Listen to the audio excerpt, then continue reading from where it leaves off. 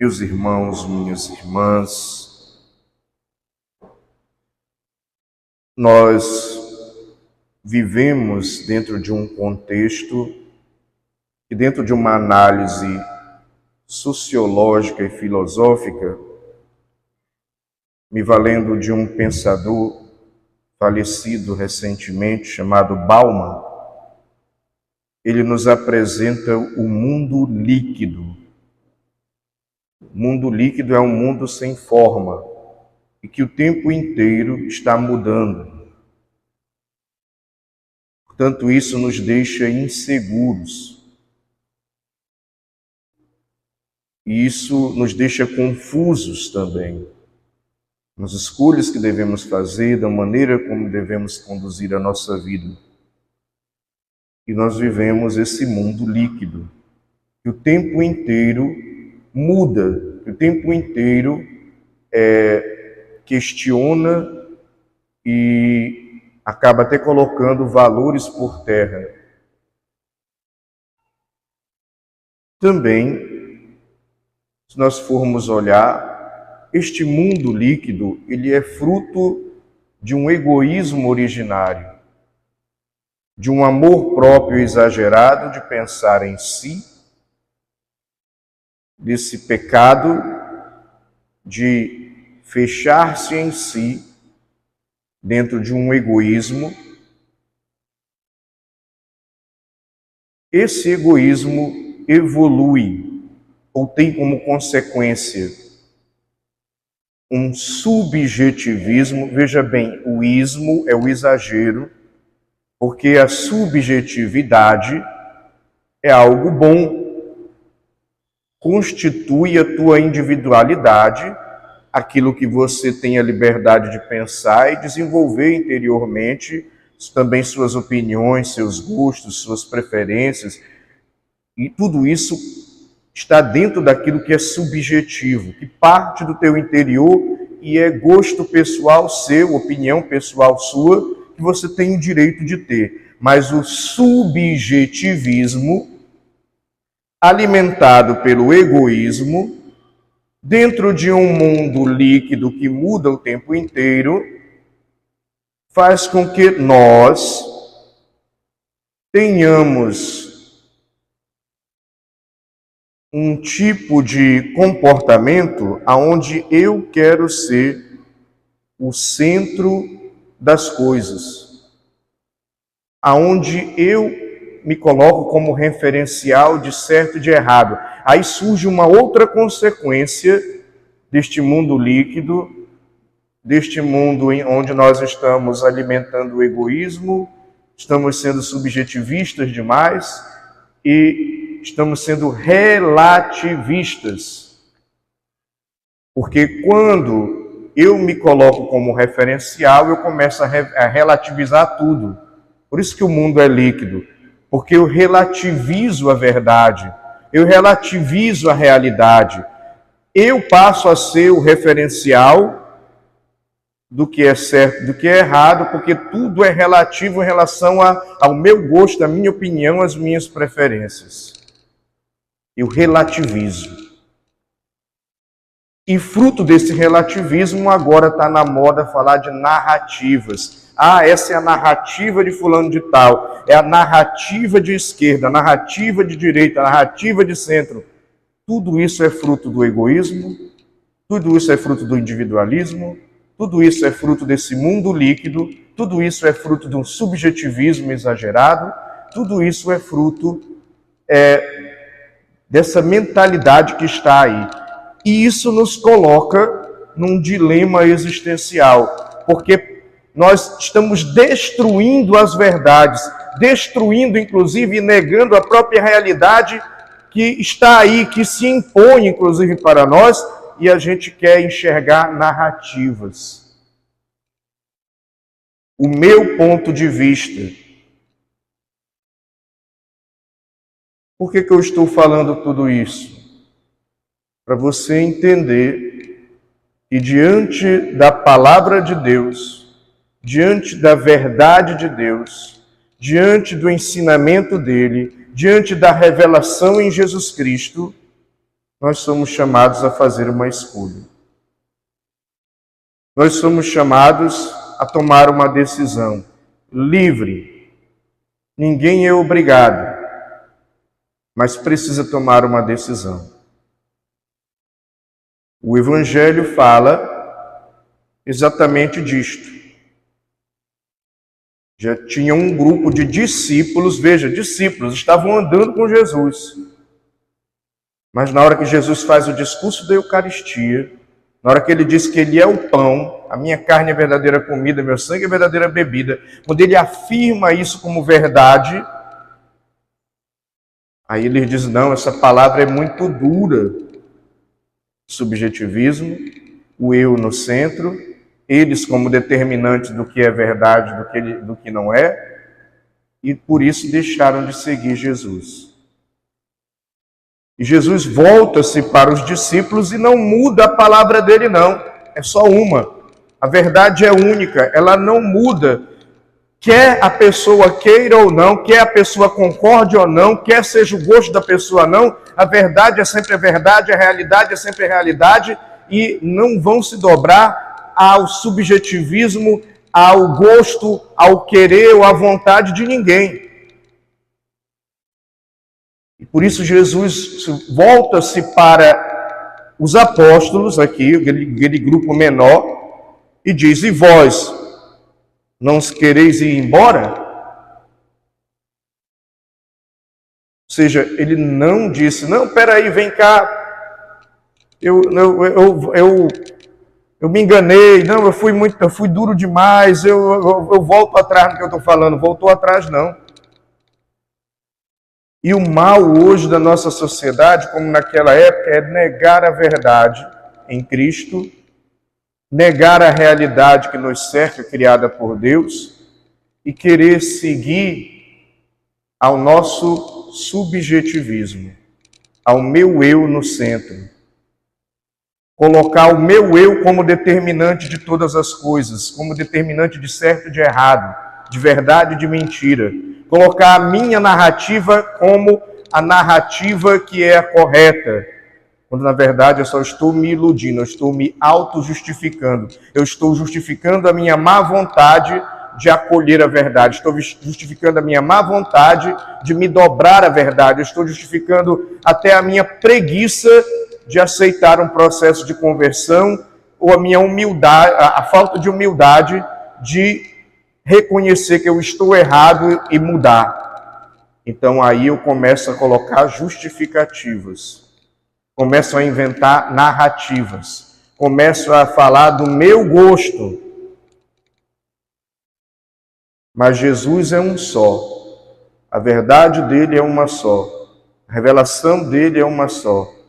Não muda. Portanto, nós precisamos fazer a escolha. Queremos ou não queremos segui-lo? E se queremos segui-lo, vamos seguir relativizando o ensinamento dele ou vamos seguir levando esse ensinamento a sério? Vamos seguir escolhendo o que me convém ou vamos seguir o que é a palavra de fato, o que é a verdade de fato, o que é o ensinamento de Deus de fato? Porque o ensinamento de Deus não é para nos agradar. Jesus não está jogando para a plateia. E aqui esse evangelho mostra o quanto ele não está fazendo nada para agradar ninguém.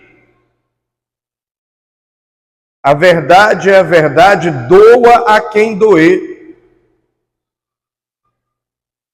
E a verdade nos liberta exatamente porque muitas vezes ela dói. Porque ao doer ela faz eu repensar, faz eu refletir, e ao refletir faz eu enxergar que eu estou errado, e fazendo eu enxergar que eu estou errado faz eu mudar de vida. Por isso que a verdade liberta. E por isso que a nossa fé precisa ser uma fé de decisão, de adesão, de aceitação, uma fé convicta, e não uma fé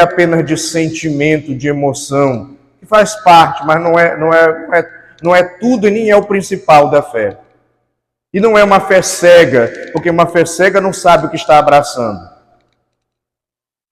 A fé, ela toma ciência dos valores, ela toma ciência das orientações, ela toma ciência do conteúdo da fé, ela toma ciência do ensinamento e diz: aqui existe um bem.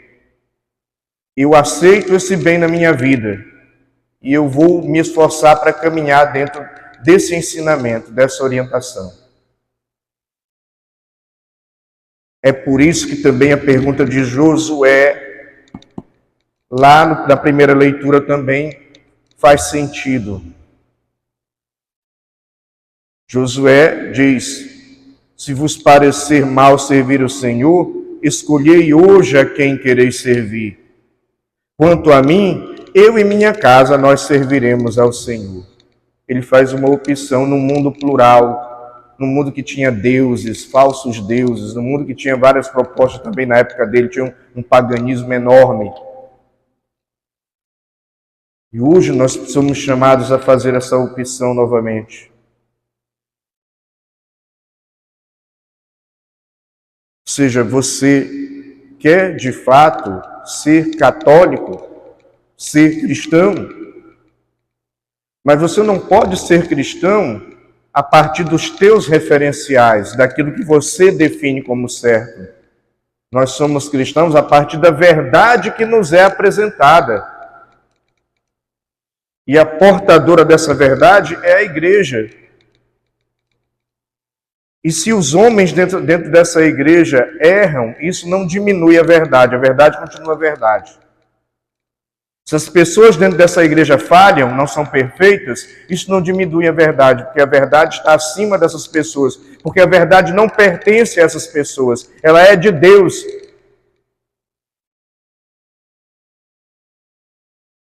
E venhamos e convenhamos, se você vai entrar em um clube, em uma associação, em uma agremiação, se você vai associar-se a esse tipo de organização, eles têm regras, eles têm estatutos, eles têm normas que para você associar-se, você conhece a regra, conhece o estatuto e diz sim, eu quero.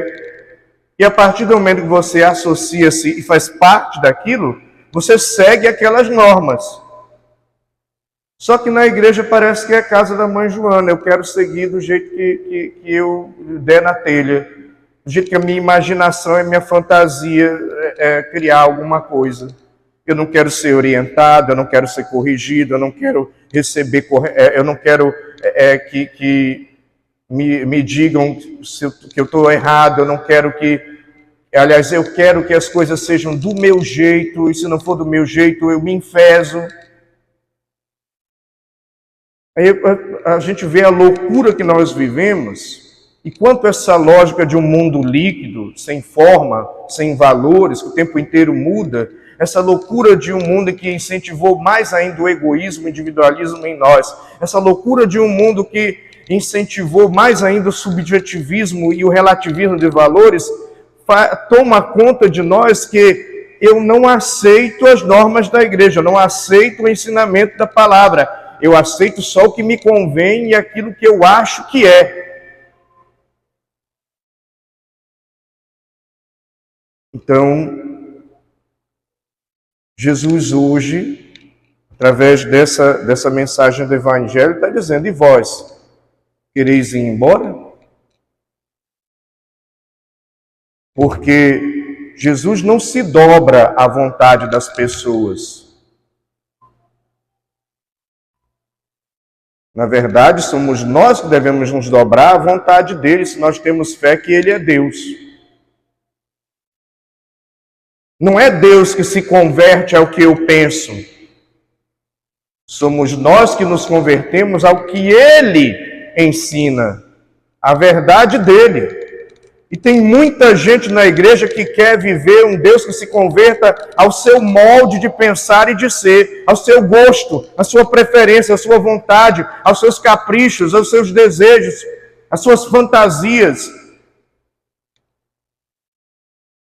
Repito, Não é Deus que muda para satisfazer as minhas vontades. E aqui entra uma outra lógica, um Deus que é produto. Quando eu quero que Deus se satisfaça os meus caprichos e desejos, eu estou tratando Ele como um produto, como um empregado. Eu quero ser o freguês que sempre tem razão. Não é Deus que se dobra às minhas vontades. Sou eu que devo me esvaziar, fazer aquilo que São Paulo fala em uma das cartas, fazer a kenos, o esvaziamento, que o próprio Cristo esvaziou-se da condição divina para assumir a condição humana, sendo Deus homem e homem Deus, mas não se fez valer da divindade, assumiu nossa humanidade, esvaziou-se para vir ao nosso encontro por amor, para renovar o coração, a existência, a humanidade. Ele nos ensina dessa maneira que eu também preciso me esvaziar do meu egoísmo, me esvaziar do meu orgulho, me esvaziar de um subjetivismo exagerado, me esvaziar dos relativismos, das narrativas, para reconhecer a verdade. Porque nós temos uma dificuldade de reconhecer a verdade, nós temos uma dificuldade ultimamente de reconhecer o que é certo, porque a gente só quer reconhecer o que nos agrada, o que nos convém, o que está conforme aquilo que eu penso, e nem sempre o que me convém, o que está conforme aquilo que eu penso, é a verdade de fato, é a realidade de fato. E por isso nós metemos os pés pelas mãos, porque quando eu faço uma análise errada da realidade, distorço ela. Quando eu faço uma análise errada da verdade, distorço ela, a resposta que eu dou na vida também sai distorcida. E é por isso que nós vamos batendo cabeça, nos degladiando, vivendo mal. Porque a análise, o ponto de partida da vivência da fé e da convivência com os outros está errada. Porque eu parto de mim mesmo e não de Deus. Eu parto do que eu acho, não da verdade de Deus. Eu parto do que eu quero que seja, não da realidade tal como ela é. Portanto, hoje, Jesus pergunta para mim e para você: a quem você quer servir? A essa mentalidade egoísta, individualista, orgulhosa, subjetivista, relativista, de um mundo líquido? Você quer seguir essa lógica? Aliás, você já está mergulhado dentro dessa lógica. É preciso romper com essa lógica. Aí que está o nosso processo de conversão. Ou você quer seguir a lógica de Cristo, que é outra?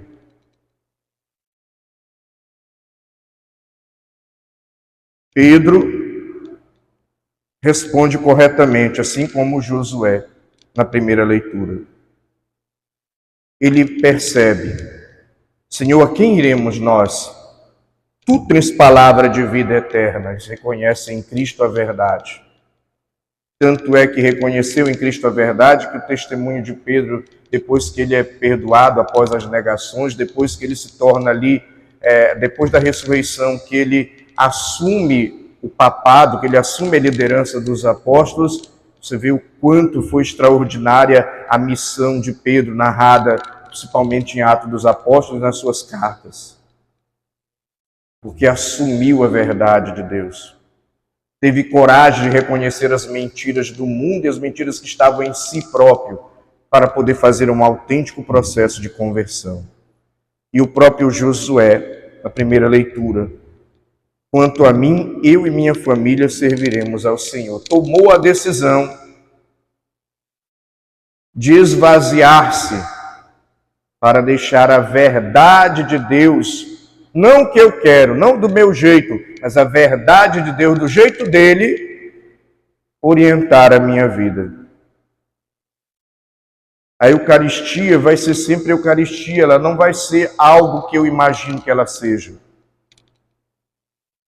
O sacramento da confissão vai ser sempre o sacramento da confissão, ele não vai ser o que eu quero que ele seja.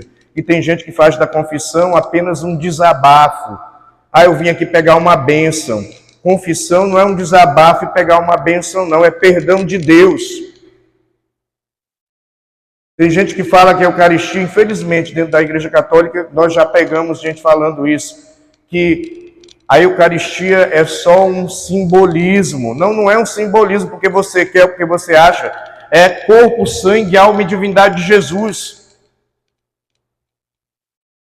Mesmo que a pessoa fantasie que não seja, é.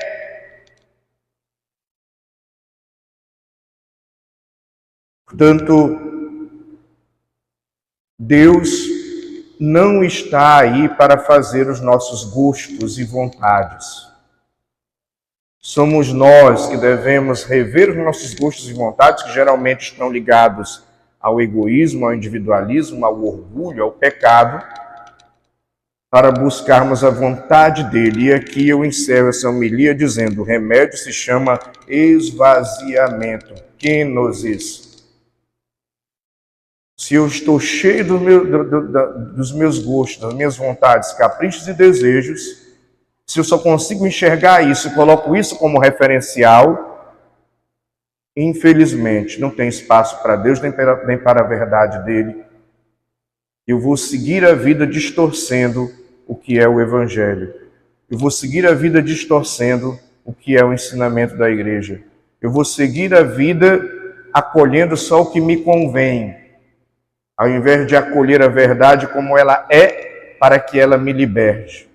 E não se iluda, o Evangelho vai te incomodar. O ensinamento da igreja vai te incomodar, não é para te agradar, porque senão ele não converte ninguém. Se ele não faz você entrar em crise para repensar a sua vida, ele não converte ninguém. Por isso, fica a pergunta. E eu encerro a homilia com essa pergunta: e vós? Quereis ir embora também? Ou, como Josué disse, aos moldes dele: a quem vós quereis servir? Louvado seja nosso Senhor Jesus Cristo.